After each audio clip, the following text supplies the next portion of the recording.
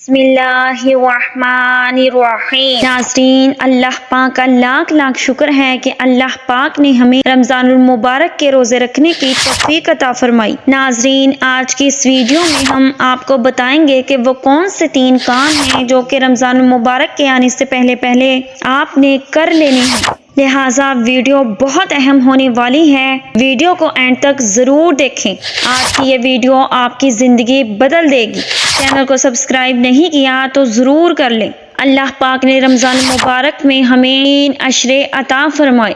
पहला अशरा रहमत, दूसरा मगफिरत और तीसरा निजात का। लिहाजा जो इंसान रोज़े रखता है और अल्लाह की इबादत में मशगूल रहता है, अल्लाह उसकी मगफिरत फरमा देते हैं। और जो लोग रातों को जाग कर अल्लाह पाक की रज़ा के लिए अल्लाह के आगे सरपसजूद होते हैं, ये भी मगफिरत का एक ज़रिया ही है। रमज़ान मुबारक की बबरकत रात शब कदर में अल्लाह की इबादत करना, ये भी मगफिरत का एक ज़रिया है। रोज़ेदार को इफ्तार करवाना, ये भी एक मगफिरत का ज़रिया है। रमज़ानुल मुबारक में गुलाम पर रहम करना, ये भी एक मगफिरत का ज़रिया है। सिर्फ अल्लाह की रज़ा के लिए उसकी मखलूक की खिदमत करना, ये भी मगफिरत का एक ज़रिया है। जैसे कि हदीस मुबारक में है कि रमज़ानुल मुबारक में कसरत से अल्लाह का जिक्र करने वाले के लिए बख्शिश ही बख्शिश है और वो बख्शा हुआ है। रमज़ानुल मुबारक में कसरत से इस्तग़फ़ार करने से भी निजात हासिल होती है। अल्लाह आपके मरहुमीन जो इस दुनिया से रुखसत फरमा गए, तो पिछले रमज़ान थे और इस रमज़ान नहीं, अल्लाह इस माह रमज़ान के सदके मेरे बाबा जान और आपके घर वालों जो इस दुनिया से रुखसत फरमा गए, सबकी बख्शिश फरमाए।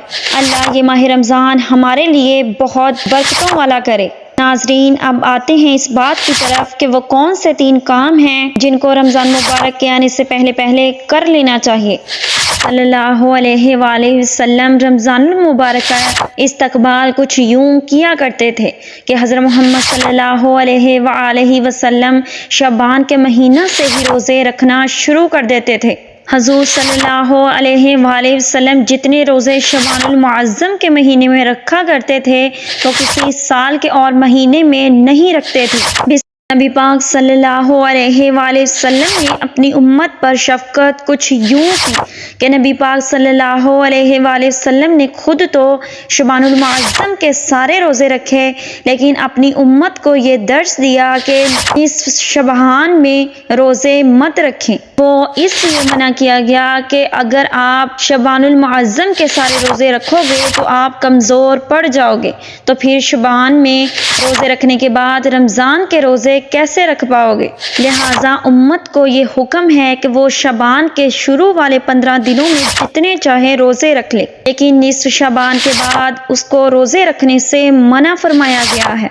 और जो मुसलमान ताकतवर है और सेहतमंद है, तो फिर वो निस्फ़ शबान के बाद भी रोज़े रख सकता है। इस्तकबाल का पहला मतलब तो ये है कि शबानुल मुअज़्ज़म के रोज़े रखे जाएं। और रमज़ानुल मुबारक की दूसरी बड़ी इबादत ये है, रमज़ानुल मुबारक का पहला इस्तकबाल तो पहला रोज़ा रखना है, और रमज़ानुल मुबारक के बाद जबकि दूसरी बात ये है तरावी पढ़ी जाए, क्योंकि तरावी में कुरान पाक की तिलावत की जाती है और रमज़ानुल मुबारक के पूरा महीना पूरा कुरान पाक ख़त्म किया जाता है। लिहाजा रमज़ानुल मुबारक आने से पहले ही शबानुल मुअज़्ज़म में रात तहज्जुद का इरादा करके तहज्जुद को कसरत से पढ़ा जाए और तिलावत की कसरत शुरू कर दी जाए।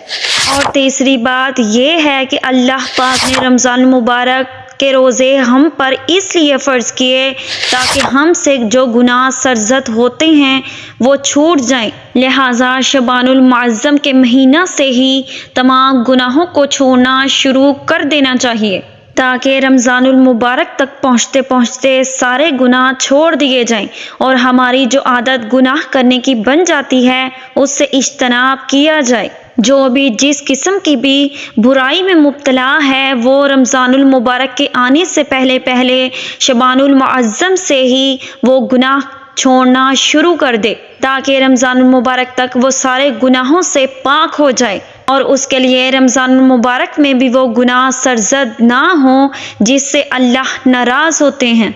اللہ تبارک و تعالیٰ کا لاکھ لاکھ شکر ہے کہ اللہ پاک نے ہمیں رمضان المبارک عطا فرمایا۔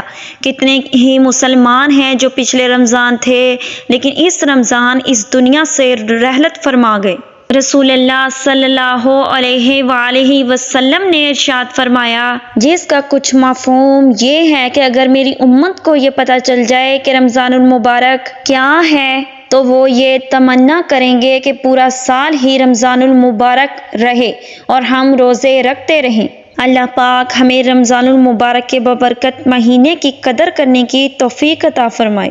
لہٰذا رمضان المبارک کے آنے سے پہلے نمبر پر شعبان کے روزے رکھنے ہیں، دوسرے نمبر پر تہجد پڑھنے کی کوشش کرنی ہے اور نمبر 3 گناہ سے بچنے کی کوشش کرنی ہے۔